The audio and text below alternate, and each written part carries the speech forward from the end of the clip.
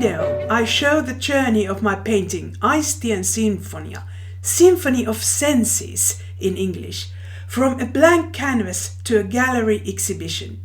At the same time, I talk about making art, becoming an artist, and what it's like to paint freely and not use any reference photos. For a long time, I have dreamed of doing a Baroque-style oil painting with a very dark background and abundant flowers. I have practiced flowers a lot over the years, and in recent years I have focused on making abundant rose or peony-type flowers with watercolors. The painting began in November 2024 with the assembly of the canvas. I often use ready-made canvases, but for this painting I stretched a beautiful linen fabric with the help of my husband and primed it with several layers of gesso. Before I start the actual painting, I choose the colors that I use during the painting session. I use artist-grade oil paints and the painting medium intended for them.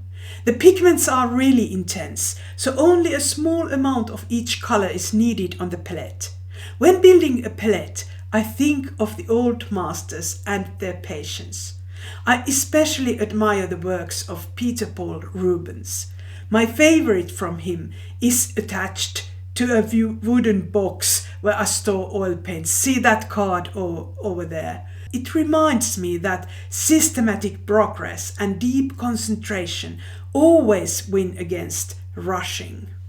In the first painting session, I focus on the colors and their interaction. Sometimes the result is just big patches of color after this stage, but this painting wanted to stand out right from the beginning. Not all paintings are equally bold. The second painting session is the most significant and clarifies the content of the painting. I build a new palette with each painting session. This way I get a lot of tones in one painting and the painting becomes more natural. I always try for the harmony of nature. I want my paintings to open up an inviting and dynamic world that takes over the viewer. Although I use a lot of white in my color mixtures, like Rubens, I try not to spread distracting white spots everywhere in the painting. So I use white in the mixtures, but raw white, very little of that. I'm often asked how long it takes me to complete a painting. It's usually about 2 months, because I don't paint everything at once, but let the painting dry between the sessions. One painting session lasts many hours, even the whole day. If it's a painting day, it's a good idea to sleep a little longer in the morning and start work feeling rested. I take the dogs for a walk first and mentally prepare myself during the walk. As the painting progresses, I slowly start to get an idea of how different areas are connected to each other and what kind of shapes they need. It's as if the painting has its own rhythm, which I try to reach.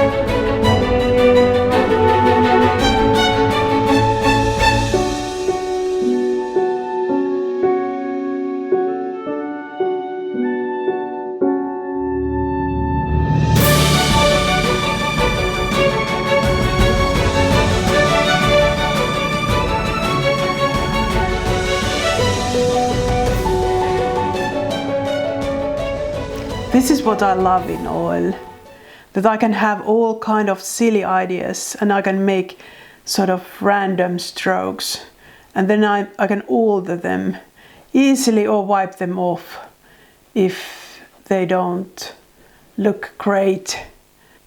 I try to be in the world where the painting is. I try to put all my energy to really be there.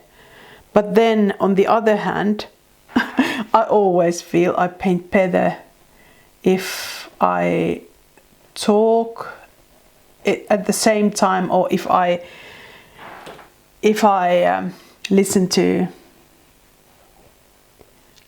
a talk show.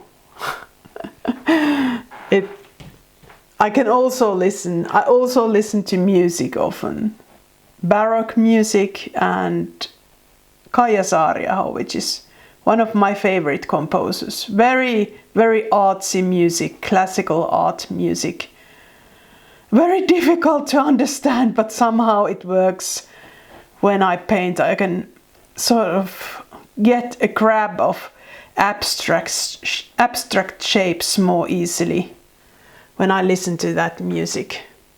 But I try not to get too inspired of the music. So often music is not good because it dictates what I paint, and I like this kind of art music more because it just takes my thinking to the next level. When the painting gets more and more finished, I start to play with the titles, and I often invent a really good title. And after that, the painting takes just the opposite or different direction, and I have to find a new one. And often it's that I know what kind of title it has to be, but I have to do some background search. Try so that my paintings would have both Finnish and English names. Sometimes I haven't found any good English comparison, and sometimes the English version is kind of sounds more fluent, but yeah, I use both languages when I try to figure out the title. But I think that if I would give this painting a title at this stage, it would be wrong, because this painting is a baby. It's a tiny baby that doesn't really know what it wants to be, and there's lots of riddles that have to be solved, and I have to listen to the painting what it would like to be. Slowly, when the painting gets more and more finished, I feel that it kind of begins to realize what kind of home it would like to have. And sometimes it takes years for one painting to get sold, and sometimes someone finds it right away. But it's just so that the painting has to find the right home, I think. And it's then my job and the gallerist's job to try to find those people. I try to think that does this flower talk to this flower or that? What's there? What is she looking at? And I try to think about the painting as some kind of conversation, but also some kind of system where the interaction has a significant role. So now, if you can see, it maybe shares a moment with that spot. That could be anything really. Every spot doesn't have to be a flower. It can be just something. Abstract something. A part of the system. When I'm in the beginning, there's no system. And everything is open. And it's nice, but I actually enjoy it most when the system begins to come up. When I figure out how I can connect everything and make the painting work so that every element works and leads to something. That's when I enjoy the painting most. On the other hand, I think that nature is a system, and that when you want to paint nature, you have to have some kind of system yourself, so that everything looks like there's a reason, and there's a spark that causes something. There's interaction between the elements. So many would think that this would be finished now, or there's something sparkly there. But I spent a lot of time and a lot of sessions too. Not everything is achievable in one session. To really deepen it, to make it deeper, make it really multicolored.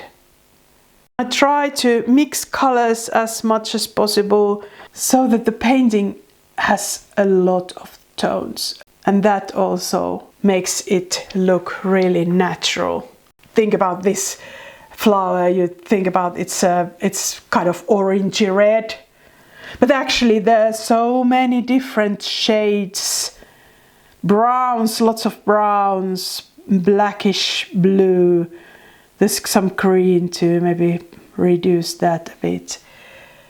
And often when people say they love to paint because they enjoy colors, they put a lot of only one color in my eyes, only one color, too little shade variation. I think there are two sides that paint when I paint. There's this little engineer that tries to make the system work, and it's very, very, very precise. And then there's this artistic explorer that only sees color and only gets inspired by color. The longer I paint, the more the painting begins to speak to me. And I think it's this kind of phenomenon that I start to remember what is everywhere. I start to remember all the colors. Even if it would be difficult for me to, the list them in and speak them through. I feel that my subconscious sort of has painted the map, and it's easier for me to know what kind of, how does the place changes when we go to different areas. I always try to include all kinds of stuff. Here's more abstract, wild thing. There's a more peaceful thing that could be, I could add something there still. There's something where I want to have really delicate, blurry things. And then the center, of course, is different than, the different areas, and the place is just full of variety. And atmosphere, that's also something that I want to achieve.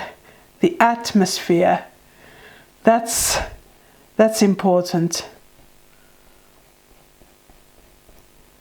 Often when I paint, if I start to think that, okay, here's a leaf or something like that, it's not very successful what I do.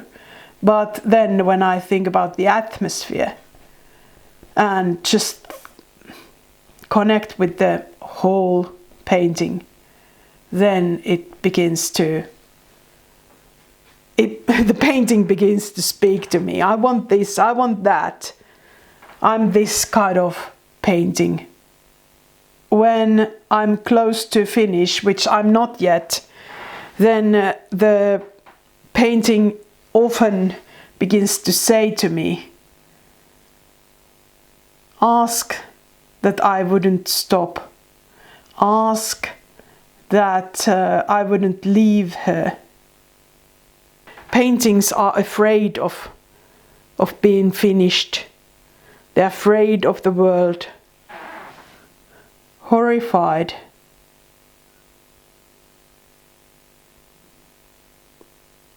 But then I say to my paintings that you can do okay. I know you can do okay. Some paintings are very shy and they need a lot of reassurance.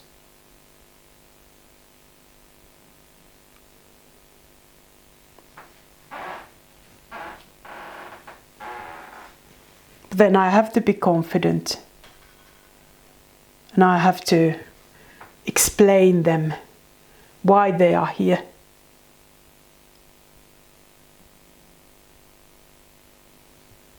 To produce consolation, to express freedom. I want my paintings to bring good things to their owners. Change their lives. This is the most difficult part of the painting. This center part, because it has to be brilliant. It has to be so brilliant, because people always look at there, and then the rest of the painting is like, okay, I can accept that, but the center has to be special. Sometimes there's an ugly area like this. Just when I painted the first layer, I just added some neutral colors and some muddiness here, because I thought that this is not so important, and I will keep it muddy because it's so near the edge, this area. But this kind of good vibe here. There's this plant that desperately wants to grow. I like that. I like this kind of plants that don't give up, even if they've born near the edge. I haven't ever been in an art school. My background is in design and engineering. And I've always felt like I'm a bit outsider in the art world because of that. Like some nice foliage in near the edge. But then this year, when I was accepted as a member for Finnish Painters Union, I felt like, yeah, I've done it, that I've been able to educate myself, and mostly by creating classes, trying to think what could I learn next, and what could I at the same time teach for others. And that's how I've learned painting. And the use of imagination too, which is always central when creating art, I think. Well, at least I think so, and I like to teach people who also think so, that are not only about replicating photos and such, but trying to figure out what they want to create and how can they do that as freely as possible. That's the kind of people that I want to guide. I have always enjoyed teaching, and when I was a young adult, I didn't think of being so young back at that time, but now when I think of that, I was quite young. I was teaching IT professionals, and I enjoyed that. I enjoyed teaching. Always enjoyed. At one point I thought I would become a teacher. Actually, English teacher when I was a teenager. I dreamt about being an English teacher, which is kind of funny because I use mostly English in my work nowadays. But then I felt the call from the engineering and mathematics and physics. I really enjoyed those. I got really interested in them, so I went to study engineering in a university. I think that's the secret, that you don't see your background as a threat, as something that prevents you, but something that enables you. Like what I talked about, the system. I would have ever thought anything like that if I hadn't got the engineering education. You have your unique combination, your unique education or your unique life experience. If you think about those, it's kind of no-brainer that you have to create art. What kind of ecosystem this is, I often think. Where's the beast? Where's the beast? The bad thing. Really bad stuff that threatens all this goodness. And that brings all the life to the painting. Many times when we create art, we want to create only the good. We want to put only good things. There's too much bad in the world. But if we are creating a world, and when we paint, we are creating a world, then all the good doesn't come through because all the bad is missing. That's kind of bittersweet thing in life too. I always take photos very frequently, and the more finished the painting becomes, the more I use the photo as a sort of reference that my painting on the phone, the picture, the photo of it is kind of reference that I can point errors there and then I paint them. But this is not so finished yet, so it's not so useful, but I like to see what the painting looks like in different stages, so I always take photos. I still have quite a lot of paint on the palette, but that's certain colors that I don't need so much now, but that's okay. I have a black art journal and I will paint use the leftover paint there, just paint something there and even just a background or something and use up the paint that way. Sometimes I have smaller canvases that I paint just the first layer or such, but this time I might just use the art journal.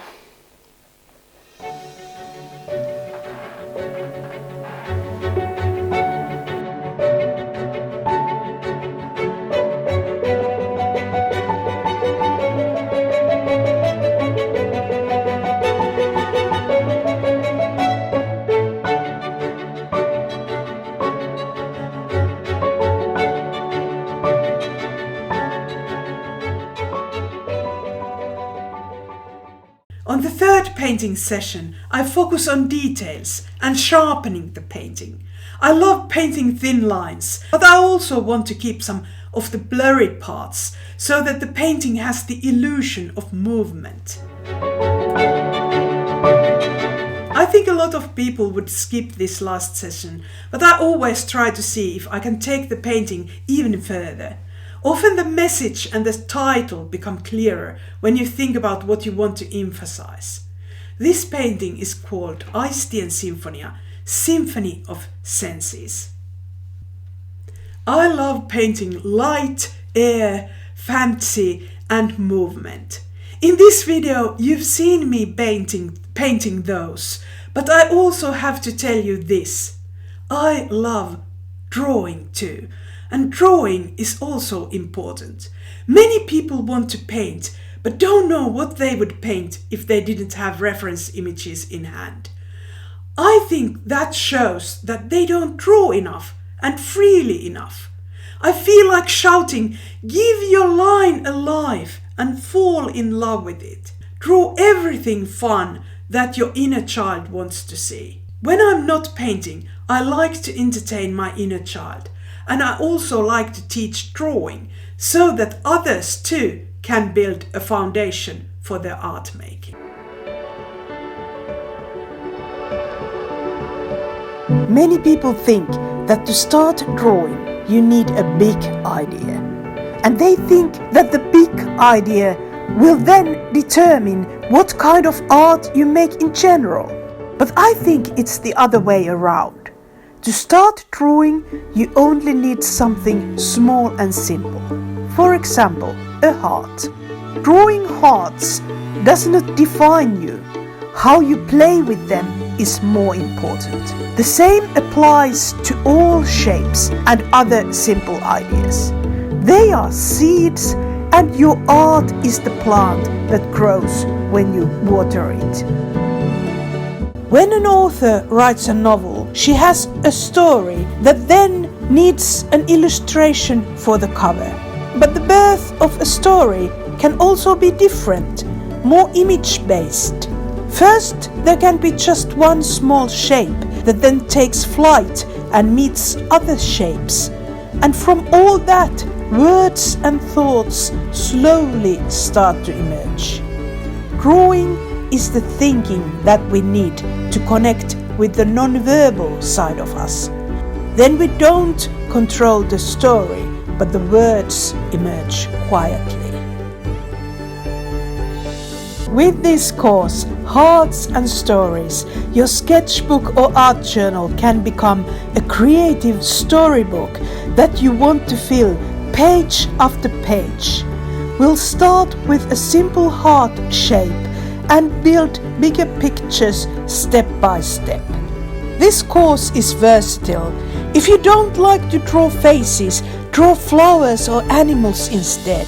You can replace hearts with circles, squares, triangles and stars. Any geometric shape will do. The projects have both techniques and expression. We don't copy reference photos but draw freely and focus on the atmosphere. The idea is to get you hooked on creating art.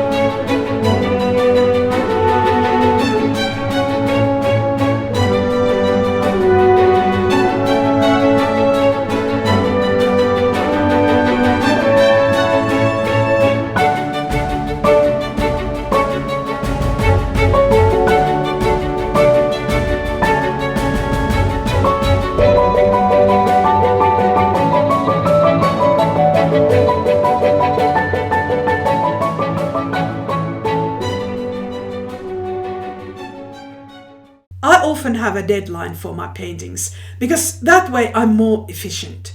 This painting went to my exhibition that opened in February. The exhibition also includes paintings I made earlier. I took the paintings to the gallery a few days before the exhibition opened. This gallery, Gumbostrand Konst och Form, is located quite near our capital city Helsinki, but in the countryside by the sea. It's a large and beautiful gallery, which also has a gift shop and a restaurant. It's a very popular day trip destination. The gallery has been selling my paintings for several years, but this is my first solo exhibition there. I visited the exhibition last weekend. I had my virtual reality artwork Unknown Land with me. Luckily, my husband was also there to help me. There were a lot of people, and most of them also put the virtual glasses on and enjoyed the virtual reality artwork. My husband took these pictures before and after the crowds. These kinds of events are highlights of the artist's life. I felt like a mother who sees her children on stage.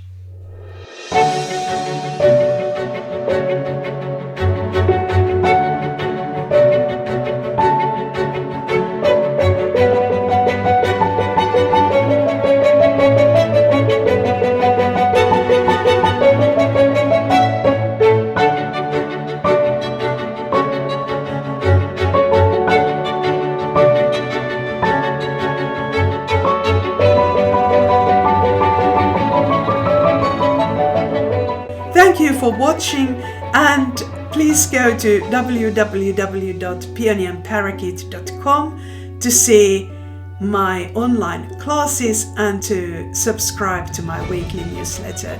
I have a weekly blog and I blog about art every week. Every week is not a new video, but I write about art and share pictures, and if you love creating art, you will love my blog and my newsletter and my classes. So welcome.